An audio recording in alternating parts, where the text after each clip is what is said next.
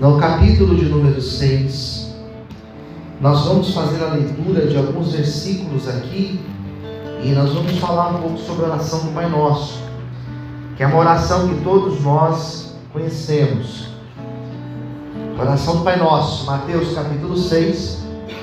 Vamos ler o versículo 6, a partir do 6. Glória a Deus. Se você não tiver com a Bíblia, aqui na frente nós vamos colocar e você vai poder acompanhar por aqui. A palavra do Senhor diz assim, Mateus 6, versículo 6. Mas tu, quando orares, entra no seu aposento, entra no seu quarto, fechando a porta, ora ao teu Pai, que vê o que está oculto, e o teu Pai, que vê o que está em oculto, Ele te recompensará. 7. E orando, não useis de vãs repetições, como os gentios, que pensam que por muito falarem, serão ouvidos. 8. Não vos assemelheis, pois, a eles, porque o vosso Pai sabe o que vos é necessário, antes de vós lhe pedirdes. Portanto, vós orareis assim. Daí entra a oração, chamada oração do Pai Nosso. Pai nosso que estais nos céus, santificado seja o teu nome, venha o teu reino, seja feita a tua vontade, tanto na terra como no céu. 11. O pão nosso de cada dia, dá-nos hoje. Perdoa-nos as nossas dívidas, assim como nós perdoamos aos nossos devedores. Não nos induza ou não nos deixe cair em tentação, mas livra-nos do mal, porque teu é o reino, o poder e a glória para sempre. Amém. Vamos orar? Feche os olhos agora, faça seu momento de oração. Senhor, Deus e Pai, esta, Senhor, é a hora da tua palavra ser ministrada. Ó Deus, fale conosco, fale aos nossos corações. Abra, meu Pai, os nossos corações para que essa semente, a palavra que será semeada hoje, ela possa produzir frutos. Abençoe nós que estamos aqui presencialmente cultuando, e abençoe aqueles que estão agora assistindo esse culto, trabalhando em casa, onde eles estiverem, Senhor, que eles também sejam abençoados por Ti. Aqueles que vão ouvir essa palavra, Senhor, que eles sejam alcançados pelo Teu poder, em nome de Jesus. Amém. Aplauda Jesus com muita, bastante alegria. Louvado seja Deus. Estamos agora nesse mês de agosto, falando sobre a oração do Pai Nosso. E não é falando sobre a oração do Pai Nosso apenas, não que isso seja apenas, mas nós estamos falando da revelação de Deus, ou da revelação sobre Deus, que nós encontramos aqui, nessa oração, chamada oração do Pai Nosso. Em primeiro lugar, a oração do Pai Nosso, ela não é uma palavra mágica. A oração do Pai Nosso não é algo que deve ser repetido todos os dias, ou todas as semanas, ou todos os meses. Não. A oração do Pai Nosso, ela tem um propósito, e é um propósito de nos instruir de um caminho inteligente, de um caminho de fé, de um caminho saudável, para nós nos relacionarmos com Deus e para nós entregarmos a Deus as nossas preces, as nossas orações. Então a oração do Pai Nosso, queridos, é muito mais do que uma série de palavras que devem ser repetidas. A oração do Pai Nosso, ela nos ensina princípios que devem conduzir a nossa oração. Então ela é algo tão profundo, que eu não estou falando em um culto ou em uma pregação sobre tudo aquilo que existe, tudo aquilo que contém na oração do Pai Nosso. Dá para fazer isso? Dá para pregar em um dia a oração do Pai Nosso? Dá, lógico que dá para pregar. Dá para pregar, em uma hora a gente consegue falar sobre a oração do Pai Nosso, não é verdade? Dá. Mas a minha ideia de trazer aqui e dissolver essa oração do Pai Nosso e dividir em pregações cada trecho dessa oração, é porque eu entendo que essa oração ela é carregada de ensinamentos para a nossa vida. Então, na semana que passou, no nosso último domingo, que eu comecei a falar sobre essa oração, eu falei apenas de um versículo. Eu trouxe uma palavra me baseando no versículo de número 9, que é o começo da oração, que vai dizer, quando você for orar, primeiro, chame Deus de Pai. Porque de tantas coisas que nós poderíamos chamar Deus, de tantos nomes que nós poderíamos dar para Deus, ou de tantas formas de nós nos relacionarmos com Ele, a maneira mais ideal de nós nos relacionarmos com Deus é nos relacionarmos com Ele na perspectiva de Pai, porque Ele é o Pai. Posso ouvir um amém, queridos? Ele é o Pai nosso, que também já abre um outro panorama aqui. Não é Pai meu, Ele não é exclusivo meu. Deus não é exclusivo desta igreja ou desse grupo aqui. Ele é nosso. Então a primeira revelação que eu trouxe na oração do Pai Nosso é que Ele é Pai e que Ele é o nosso Pai. Posso ouvir um amém, queridos? Amém. E que Ele está lá no céu, naquela ideia de que Ele está acima de todas as coisas e Ele vê todas as coisas. Depois ainda trouxe a ideia da santidade, porque ainda nesse versículo 9 diz: santificado seja o teu nome. Ou seja, o atributo dado a Deus aqui, ao Pai aqui, é o de santo, porque Deus Ele é santo. E para nós construirmos uma relação com esse Deus, nós partimos da santidade. Nós partimos da santidade. Mas hoje eu vou me ater no versículo 10. E o versículo 10, ele também fala acerca dessa maneira que nós devemos relacionar com Ele e a maneira que nós devemos conduzir a nossa oração. Está pronto para ouvir? Quem está pronto aí? Diga amém. Então tá bom. O que diz o versículo 10? Primeira coisa: venha o teu reino. Venha sobre nós, venha sobre as nossas vidas o reino, o governo de Deus.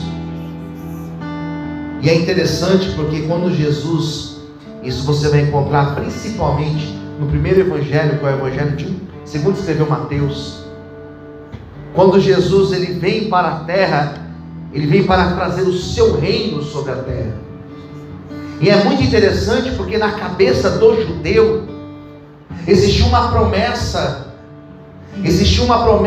veterotestamentária, ou seja, uma promessa lá no Antigo Testamento que dizia que viria um Messias Salvador, e que esse Messias iria nos libertar. Então, na concepção do judeu, esse Messias ele seria como Moisés, esse Messias ele seria como Josué, esse Messias seria como Ciro, esse Messias seria o libertador. Quando Jesus nasce, existia uma opressão sobre Israel. Israel estava sendo subjugada pelos romanos, e sendo uma nação subjugada por outra, eles precisavam pagar tributos aos romanos. Então Israel estava ali debaixo de uma servidão dentro do seu próprio território. E na cabeça dos judeus, eles pensavam: o Messias virá e ele vai nos libertar do império de Roma, e nós seremos livres, e ele vai reinar sobre nós. E de fato, Jesus, quando ele vem, de fato, ele é descendente de Davi. E é por isso que em muitos textos você encontra a expressão Jesus, filho de Davi. Ou seja, ele tinha sangue de rei nas suas veias, ele poderia ser rei de Israel. Mas quando Jesus vem para trazer o seu reino, ele não vem para trazer um reino político. E a libertação não era uma libertação política da opressão de Roma. E é tão verdade isso que certa vez perguntaram para Jesus se era certo o judeu pagar tributo para os romanos. E o que Jesus respondeu? Dai a César o que é de César, e dai a Deus o que é de Deus. Se ele viesse para estabelecer um reino político, ele diria: nós vamos juntar e nós vamos nos libertar dos romanos. Mas não foi isso que ele veio fazer. Ele veio trazer uma outra libertação. Ele veio trazer a libertação da condição de pecador, da condição de divorciado de Deus. E ele veio para estabelecer o seu reino, o reino de Deus aqui na terra. Ou seja, o reino de Deus na terra não é um reino político, é o reino da salvação, é o reino de Deus sobre nós. E é por isso que ele é o nosso rei, ele é o nosso Senhor dos senhores, porque ele reina sobre nós. Você pode glorificar a esse Deus, aleluia, que é Senhor das nossas vidas. Ele é o nosso Pai, mas ele é o nosso Senhor. Então o reino de Deus não é um reino político. Nós trazemos o reino de Deus na terra, sabe quando? Quando nós cumprimos a vontade de Deus. Posso ouvir um amém, queridos? Sabe quando eu trago o reino de Deus para a terra? Quando eu ajudo uma pessoa, quando me compadeço com alguém que está numa condição de pecado, quando me compadeço com aquela pessoa que está viciada, caminhando passos largos para a morte, quando eu reparto o pão, quando eu ajudo o necessitado, quando eu ajudo aquela pessoa que está oprimida pelos demônios, quando eu visito o enfermo, quando eu visito aquele que está preso, é assim que eu trago o reino de Deus sobre a terra. E esse reino de Deus, ele não é apenas sobre a terra, ele é sobre nós. Deus tem que reinar sobre nós. Deus tem que ser o Senhor das nossas vidas. Posso ouvir um amém, queridos?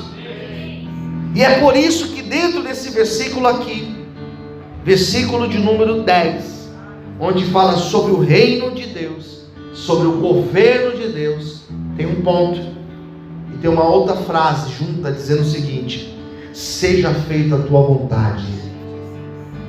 Seja feita a tua vontade. Sabe quando Deus reina nas nossas vidas? Quando a vontade de Deus é estabelecida sobre as nossas vidas. Eu descobri com esse versículo 10 que Deus tem vontade. Você sabia disso? Pergunte para o seu irmão: você sabia disso? Que Deus tem vontade? Você sabia? Quem sabia disso? Diga amém. Deus tem vontade. E é interessante que quando nós falamos que Deus, Ele tem vontade, nós estamos dando a Deus um atributo humano. Porque vontade, desejo, quem tem isso somos nós. Nós temos vontades, nós temos desejos, nós temos sonhos, nós temos ambições. Você tem vontade de fazer tal coisa, de fazer uma viagem, você tem vontade de comer alguma coisa, você tem vontade de comprar alguma coisa, não é assim? Então quando nós falamos que Deus tem vontade, nós estamos dando para Deus um atributo que é nosso, de desejo. E quando Jesus fala sobre isso, o que ele fala? Que Deus tem vontade. E o grande problema, e aqui nós entramos em conflito, é quando a nossa vontade, ela é diferente da vontade de Deus. E a oração do Pai Nosso, que fala sobre o reino de Deus, ela nos ensina a submeter a nossa vontade à vontade dEle. E não existe uma oração mais poderosa do que uma oração que é feita debaixo dessa condição. Eu prefiro que a vontade de Deus seja feita na minha vida. Eu desejo tal coisa, mas eu só quero isso se for da vontade de Deus. Posso ouvir um amém, Deus? Quando você submete o teu livre-arbítrio, quando você submete a tua vontade, porque você pode ter vontade, você pode ter desejo, você pode sonhar o que você quiser, mas quando você submete isso à vontade de Deus, Você está dizendo: ainda que eu queira, ainda que eu sonhe, ainda que eu tenha essa ambição, eu prefiro a vontade de Deus sobre a minha vida. Se a minha vontade for a vontade de Deus, glória a Deus por isso, já deu certo. Mas se não for a vontade de Deus a minha, eu prefiro a vontade dele, porque a vontade de Deus, ela é boa, ela é perfeita e ela é agradável. Quantos preferem a vontade de Deus? Adore a esse Deus nessa noite. Aleluia! Posso ouvir um amém, queridos? Amém. Mas essa teologia, essa doutrina aqui, essa doutrina, ela está cada vez mais em desuso. Porque cada vez mais nós ouvimos pessoas ensinando, pregando, propagando um tipo de evangelho onde parece que as coisas mudaram, onde parece que Deus é o meu servo e eu sou o Senhor, e eu estou aqui dizendo: Deus, eu quero que o Senhor faça isso aqui na minha vida. E parece que Deus está lá em cima dizendo assim: então tá bom, deixa eu anotar o seu pedido e já já chega aí para você aí o teu pedido. Anota aí o rastreio, vai rastreando, já já o teu pedido está aí.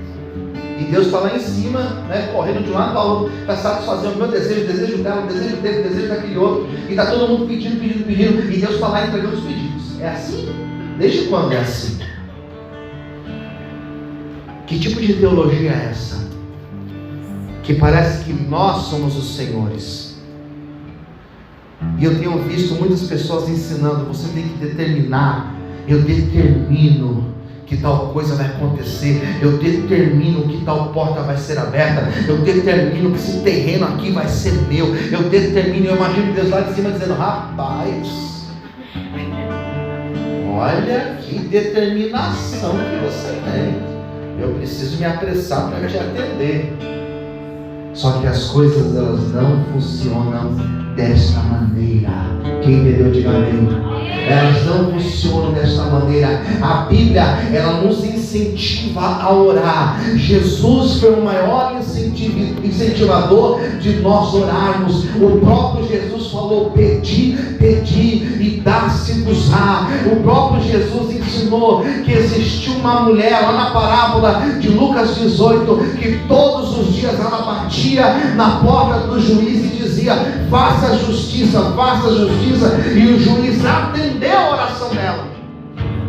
Ou seja, Jesus ensinou a orar. Jesus orava. Só que esse Jesus que orava, certa vez ele subiu para orar lá no jardim, e ele falou assim: Senhor, se possível for, afasta de mim esse cálice, mas que não seja feita a minha vontade, mas a tua vontade. Ou seja, quer orar? Ora. Quer pedir? Ora. Mas no final da frase coloca uma vírgula e diga: Senhor, eu quero, se for da tua vontade, porque se for da tua vontade vai ser o melhor para mim. Submeta a tua vontade, a vontade dele, e ele vai te honrar nessa terra. Aleluia! Louvado seja Deus! Posso ouvir amém, queridos? Posso pedir? Posso. Posso orar? Pode. Deve orar. Deve orar. Mas a nossa oração, ela tem que ser conduzida por esse princípio. Qual princípio? Seja feita a tua vontade.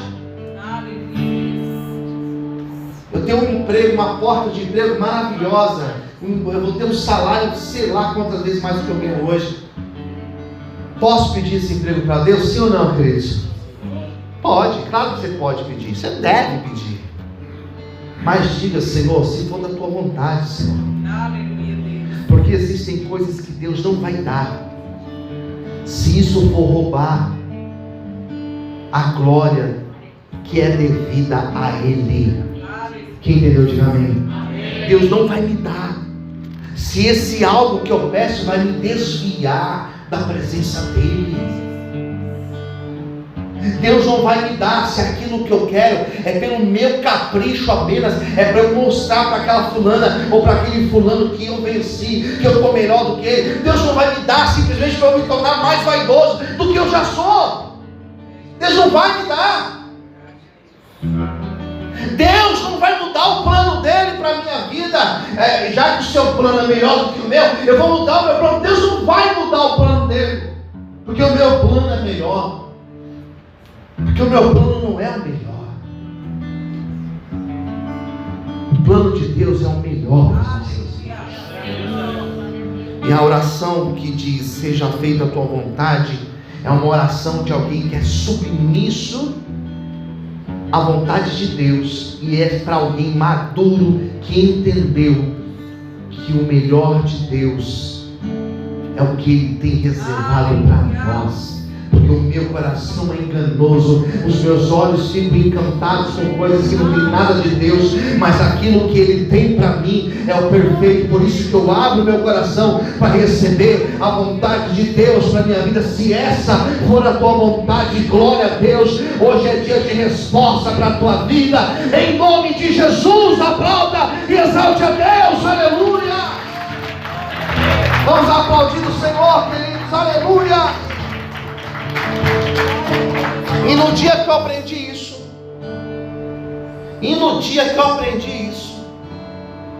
e no dia que eu entendi isso, a minha relação com Deus, ela mudou totalmente. E eu espero em Deus que essa pregação de hoje te ajude a amadurecer na sua relação com Deus. Posso ouvir amém, queridos? Eu espero. Porque às vezes, irmãos, a gente pensa que Deus, Ele é igual aquele pai, porque o filho pediu muito, o pai cede. Para ele parar de pedir, eu vou ceder, vou fazer, vou deixar ele ir. Porque pode ser que alguma vez você já fez isso, porque eu já fiz isso. Eu já fiz coisas para um filho, eu não queria fazer, mas vou fazer, o que eu posso fazer? Mas Deus não vai fazer isso, irmãos. Deus não vai falar assim, vou fazer. Deus não vai fazer isso. Se eu entendo isso, não existe frustração com Deus. Porque eu vou orar, mas eu vou orar e eu vou descansar. No dia que eu entendi isso, no dia que eu entendi que a minha vontade não vai sempre prevalecer no campo das orações, aquilo que eu orei aconteceu, quando eu entendi que nem sempre vai acontecer, eu nunca mais me frustrei com Deus. Porque se eu orei para uma porta abrir para mim, e essa porta não abriu, está tudo bem. Ela não abriu porque não era a vontade de Deus. Não é porque a minha oração falhou, não é porque a minha oração só bateu no teto e voltou. Não era a vontade de Deus. Quando eu leio esse texto, eu volto lá no livro de Jó, no seu capítulo 42, Jó vai dizer o seguinte, lá no final da história: bem sei eu que tudo podes, e os seus planos, eles não podem ser impedidos, eles não podem ser frustrados. Sabe o que Jó estava reconhecendo? Não é minha vontade, é a tua vontade, Senhor. E eu sei que em muitos casos, e aqui eu estou entendendo, lendo esse texto, que em muitos casos, em muitos lugares é ensinado que você vai orar e Deus, num passe de mágica, vai responder tudo aquilo que você pedir. Eu estou aqui para dizer para você que nem sempre a tua vontade vai estar desmontada com a vontade de Deus, e que em muitos casos a tua vontade vai ser uma e a de Deus vai ser outra. Em muitos casos a tua vontade vai ser sair, e Deus vai falar para você: fica onde você está, porque é aí que eu vou começar a mudar a tua história. E eu vou te dar um conselho: não vai na tua vontade, vai na vontade de Deus. Às vezes a pessoa chega para mim e fala assim: pastor, eu vou tomar uma decisão, a minha decisão é essa. Eu falo: opa, certo, foi Deus que te direcionou? Foi essa a real direção de Deus para a tua vida? Na verdade eu nem sei se foi a vontade de Deus, mas é o que eu acho que eu tenho que fazer. Vai errar. Vai errar, por quê? Porque o nosso coração é enganoso. Os nossos planos são limitados. Eu só enxergo o que tem conseguir até aquela porta ali, irmãos. Eu só enxergo até essa parede. Eu não sei o que tem atrás dessa parede. Eu nunca vi o que tem atrás dessa parede. Então eu faço planos porque eu estou enxergando algo. Mas Deus está no céu. Deus é soberano. Deus é Senhor da história. Deus conhece o presente. Deus conhece o futuro. Deus conhece toda a história. Então Ele sabe o que é melhor. Eu vou te dar um conselho nessa noite. Deixa a vontade de Deus prevalecer na tua vida. E você vai caminhar em vitória, em bênção. Você vai caminhar debaixo de bênção. Em nome de Jesus. Aleluia. Ei, glória a Deus. Você pode aplaudir o Senhor. Você pode aplaudir a Deus. É a tua vontade, Senhor. É o teu querer, Senhor. É do teu jeito. A minha oração é: Senhor, seja feita a tua vontade aqui na terra, Senhor, da mesma forma que aí no céu as coisas acontecem de forma tão harmônica, tão perfeita, tão límpida, tão transparente. Que assim seja aqui na terra, que assim seja na minha vida. E eu entendi, queridos, que essa vontade que é lá no céu, conforme é no céu, é aqui na terra. Sabe o que eu entendi? Que quando nós estamos em comunhão com Deus, diga para o seu irmão do lado: esteja em comunhão com Deus. Quando nós estamos em comunhão com Deus, as coisas vão acontecendo como que por música, como que de forma harmônica. Sabe o que acontece? As conexões começam a acontecer nas nossas vidas. Eu profetizo que Deus vai trazer conexões para a tua vida. Eu profetizo que Deus vai trazer pessoas para o teu lado. Deus afasta, Deus traz pessoas, Deus abre portas, Deus fecha portas de uma maneira perfeita, harmônica. Deus coloca pessoas no teu caminho. Deus prepara alguém lá na fila do banco. Deus coloca alguém lá no seu trabalho. Deus coloca alguém lá no seu condomínio onde você mora. Deus coloca alguém ao teu lado. Assim será na tua vida, de forma perfeita, de forma harmônica, como é no céu, assim também será na tua vida, diz o Senhor para você nessa noite, em nome de Jesus. Quantos podem glorificar e aplaudir a Ele nessa noite? Aleluia! Aplauda o Senhor. Vai acontecendo, vai conectando. E é uma forma tão assustadora num bom sentido. Quem entendeu, diga amém. É tão impressionante, que Deus coloca pessoas aqui do nosso lado. E você fala assim: eu preciso de tal coisa. E a pessoa fala assim: mas eu tenho isso aqui, está aqui, ó, tem um sobrando, só para você. Quem crê que Deus faz isso, diga amém. É tão harmônico, é tão perfeito, quando nós estamos na vontade de Deus, que essa é a minha oração diária. Senhor, que eu esteja na tua vontade.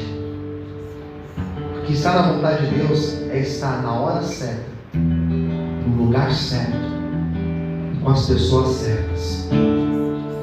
E de repente alguém vai ser apresentado para você. E de repente aquela bênção que você está precisando para comprar, alguém vem do teu lado e fala: eu estou vendendo exatamente isso. Quem entendeu, diga amém. Essa perfeição, ela só acontece quando nós estamos na vontade de Deus. E eu descobri, em último lugar, que às vezes estar na vontade de Deus não significa necessariamente facilidade. Posso ouvir um amém, queridos? Eu estou fazendo a vontade de Deus. Nem sempre eu estar fazendo a vontade de Deus está fazendo as coisas fluírem facilmente. Pelo contrário, às vezes o caminho fica até mais estreito. Mas Deus honra, mas Deus supre. E eu contei uma experiência hoje cedo. Eu não tive muito tempo para contar, porque eu já estava caminhando para o fim. Mas foi uma experiência que eu tive com essa igreja. Porque de um tempo para cá, de pelo menos, sei lá quantos meses, ou talvez até mais de um ano, nós temos passado por vários processos, né, pastora? Processos difíceis. E eu estava ali, em muitos momentos, meu Deus, estou perdido, Senhor, não sei o que fazer. O que eu faço? Porque às vezes você chega até a ter a impressão, você está fora da vontade dele, fora da presença dele. E a pior coisa que existe é estar fora da vontade de Deus. Quem entendeu? Diga amém. Você está num lugar que Deus não quer que você esteja, ou você sair de um lugar que Deus não quer que você saia. E eu falei assim: o que eu tenho que fazer? E Deus falava comigo: você não tem que fazer nada, você tem que só continuar. Continua, só continua. Seja persistente o suficiente para continuar sem enxergar nada. Continue, porque isso é fé. E nós vamos continuando, e Deus já tem mostrado que a vontade dele é boa, ela é perfeita e ela é agradável. Se você está na vontade de Deus e ainda assim está difícil, continue, porque Deus vai te honrar, Ele vai te honrar, Ele vai te surpreender, e será por esses dias, diz o Senhor para você nessa noite, em nome de Jesus. Dá glória a Deus e aplauda a Ele, glorifica a Ele, exalte a Ele nessa noite, em nome de Jesus.